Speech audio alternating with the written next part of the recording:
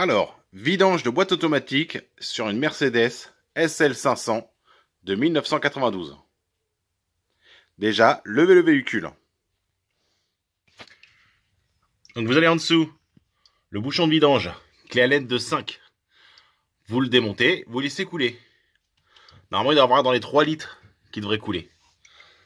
Une fois que ça finit de couler, on va donc démonter. Je vais prendre la lumière pour bien vous montrer. C'est entouré par 6 vis tout autour du carter.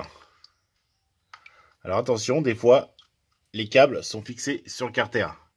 Donc vérifiez tout autour. S'il y a des câbles, vous les déclipsez. Et on commence à démonter le carter d'huile. J'ai commencé à démonter les vis de 13 du carter d'huile. Alors ce que je fais, c'est que je débloque les 3 de ce côté-là et j'enlève les 3 de l'autre côté. Et je laisse pendre de plus en plus le carter. Comme ça, ça fait couler l'huile de plus en plus. Parce qu'il y a toujours des résidus qui restent. Donc, pour éviter d'en avoir trop, je penche le carter gentiment comme ça. Donc, c'est 6 vis de 13. Voilà. Là, on voit que l'huile de boîte était très propre. Elle est avec 40 000, je crois. Mais donc, le convertisseur n'est pas vidangeable. J'ai vérifié, il n'y a pas le bouchon de vidange, malheureusement. Des fois, sur certaines Mercedes, il y a un bouchon de vidange sur le convertisseur.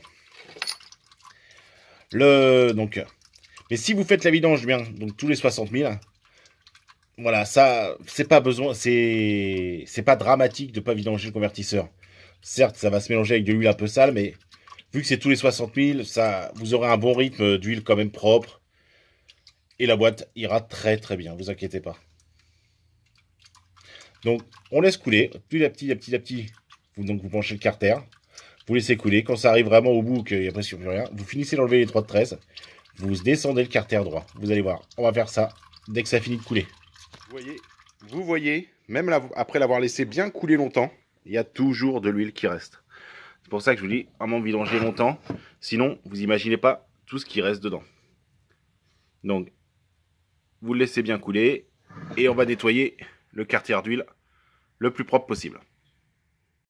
Voilà, donc voilà en dessous. Vous voyez ça, donc ça c'est le filtre à huile de la boîte auto qu'il faut enlever. Donc il tient juste par une vis ici. Vous voyez, ici. Donc on va l'enlever la vis et on va pouvoir descendre ce filtre à huile. Voilà, le filtre est sorti, il était relativement propre, mais à culpa, il y a bien 3 vis qui le tiennent. Je ne sais pas pourquoi j'ai dit qu'une, habitué à d'autres boîtes, enfin, bref. Il y a 3 vis qui le tiennent. Voilà, vous enlevez les 3 vis, vous l'enlevez. Attention, vous allez avoir de l'huile un peu partout qui va couler. Donc on va pouvoir commencer à prendre le nouveau kit de vidange. Donc on va l'ouvrir, on va commencer à placer le nouveau filtre. Donc voilà en dessous, le filtre neuf, ici.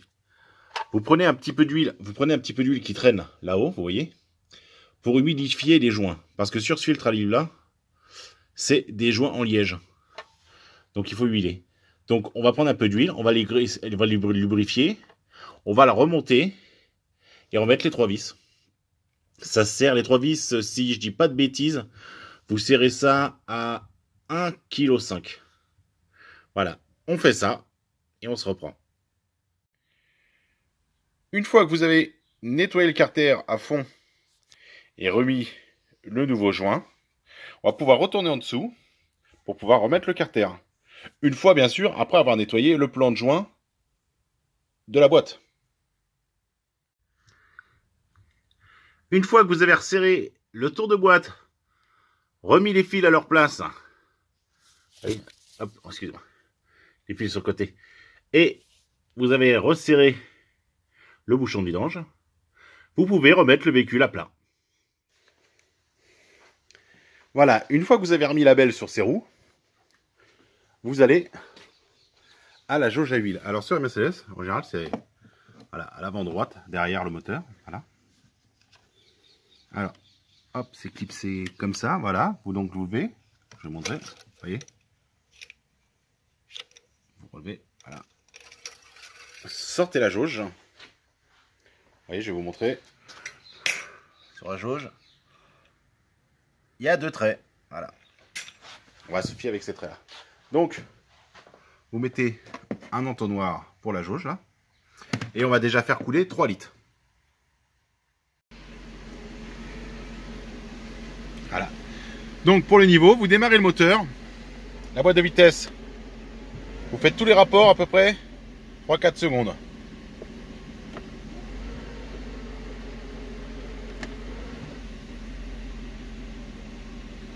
Ça remplit toute la boîte. Vous faites ça 2 fois. Vous voyez, tac, tac, vous remenez.